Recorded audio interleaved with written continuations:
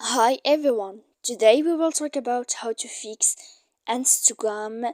There was a problem with your request. To know how to fix Instagram, there was a problem with your request. You should just go to settings like this, you will click.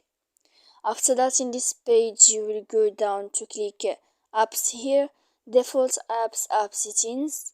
When you will see this list, you will go to find the application of Instagram.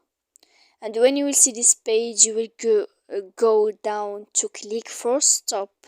When you will end this, you will enter to storage, and here you will click clear data.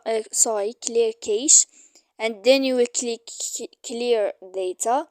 And after all that, you can turn off your phone. So please don't forget to support us by like and subscribe. See you next time.